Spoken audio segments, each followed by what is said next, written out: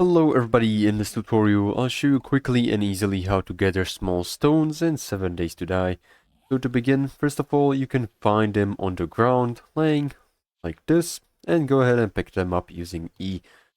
Next option is to find and craft a stone axe, and go ahead and mine these bigger rocks that you can find on the surface also, and this is going to yield you some more stones. And the last and best option is to go underground and mine the stone with your pickaxe or a stone axe, just like this.